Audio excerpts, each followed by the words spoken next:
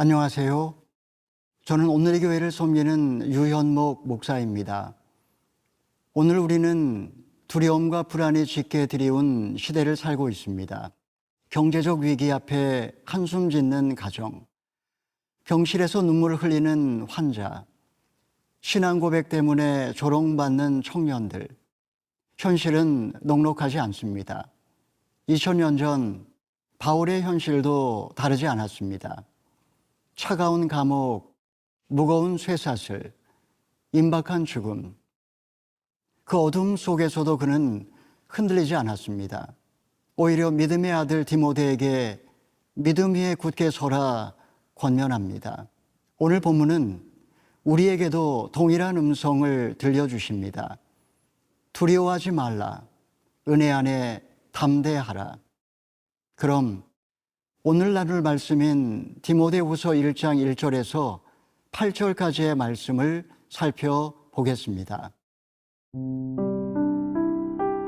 디모데후서 1장 1절에서 8절 말씀입니다.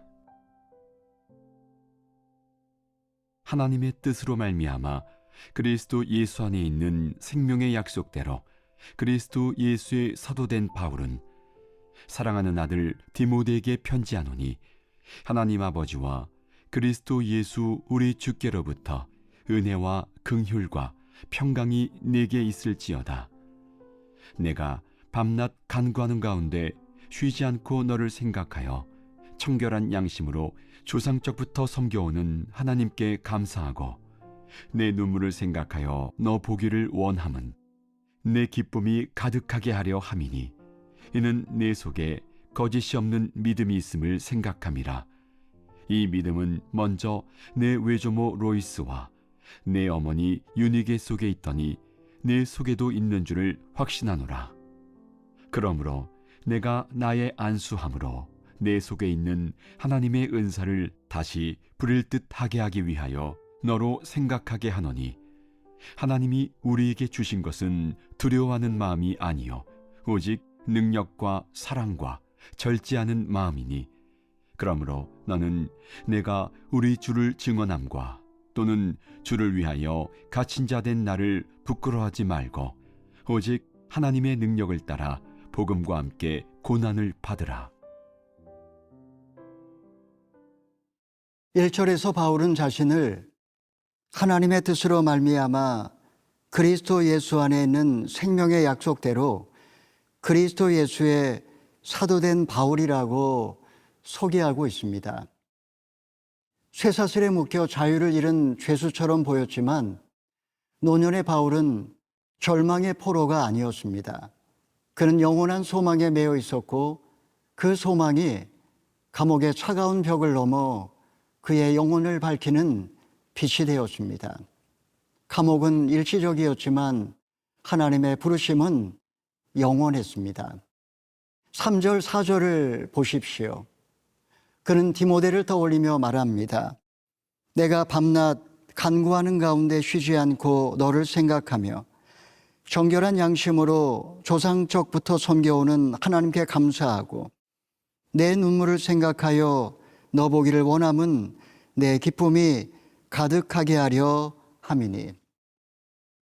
믿음은 홀로 서 있는 나무가 아니라 세대를 이어 뻗어가는 숲과 같습니다. 5절을 보면 디모데의 믿음은 외할머니 로이스와 어머니 유니게의 눈물 속에서 길러졌습니다. 가정에서의 식탁, 눈물의 기도, 조용한 헌신의 손길이 믿음의 밑거름이 되었습니다. 우리는 신앙이 결코 하루아침에 세워지지 않는다는 사실을 봅니다. 그것은 오랜 시간 눈물로 쌓이고 가정과 공동체 안에서 전해지며 하나님의 은혜로 자라는 것입니다. 사랑하는 성도 여러분, 우리도 누군가의 눈물과 기도 위에 서 있습니다. 새벽마다 엎드린 부모님의 기도, 교회의 돌봄, 누군가의 헌신이 오늘의 우리를 만들어줍니다. 동시에 오늘 우리의 기도와 헌신은 내일의 다음 세대를 세우는 씨앗입니다. 믿음은 기억 속에 이어지고 기도 속에 자라며 은혜 속에서 흘러갑니다. 오늘 한국 교회는 정체성과 기억의 위기를 겪고 있습니다. 한 사회학자는 공동체는 기억의 저장소라고 했습니다. 기억을 잃으면 길을 잃습니다. 성도는 누구입니까? 은혜로 부르심을 받은 하나님의 백성입니다.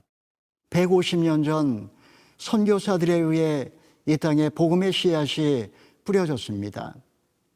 신앙의 선배들은 새벽마다 차가운 바닥에 엎드려 눈물로 기도했습니다. 우리의 뿌리는 은혜이고 우리의 줄기는 믿음이며 우리의 열매는 사랑입니다. 나를 세운 눈물과 기도의 기억은 무엇이며 다음 세대를 위해 어떻게 믿음을 심고 있습니까? 우리 모두 믿음의 기억을 잃지 않고 다음 세대에게 믿음의 유산을 전해줄 수 있기를 축복합니다.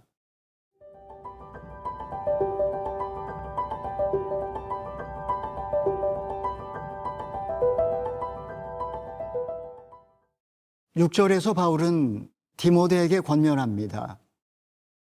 그러므로 내가 나의 안수함으로 내 속에 있는 하나님의 은사를 다시 부릴 듯하게 하기 위하여 너로 생각하게 하노니.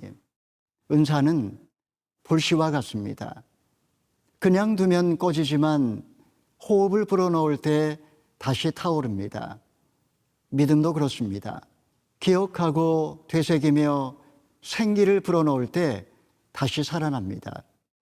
은혜의 불씨가 약해지지 않도록 주님 앞에 무릎 꿇고 기도할 때 하나님의 은사는 활활 타오르기 시작합니다.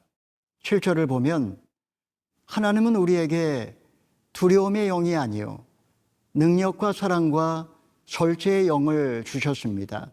두려움은 우리를 움츠러들게 하지만 능력은 쓰러진 자를 세우고 사랑은 병든 영혼을 치유하며 절제는 죄와 혼란 속에서 우리를 지켜줍니다. 바울은 강조합니다. 두려움이 아닌 능력, 이기심이 아닌 사랑, 방종이 아닌 절제, 이것이 복음 안에 선 성도의 삶입니다. 이어 바울은 8절에서 말합니다. 그러므로 너는 내가 우리 주를 증언함과 또는 주를 위하여 갇힌 자 된 나를 부끄러워하지 말고 오직 하나님의 능력을 따라 복음과 함께 고난을 받으라. 세상은 십자가를 수치로 여겼지만 하나님은 그것을 승리로 바꾸셨습니다. 십자가는 실패처럼 보였으나 구원의 영광으로 드러났습니다. 복음은 숨기면 시들고 드러낼 때 꽃피우며 고난을 통과할 때 열매 맺습니다. 이것이 바울이 감옥에서도 흔들리지 않고 외칠 수 있었던 이유입니다. 사랑하는 성도 여러분, 오늘 우리의 현실은 어떻습니까?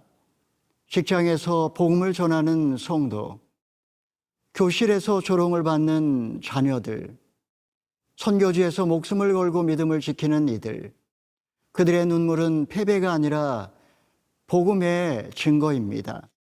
초대교부 터툴리아는 이렇게 말했습니다.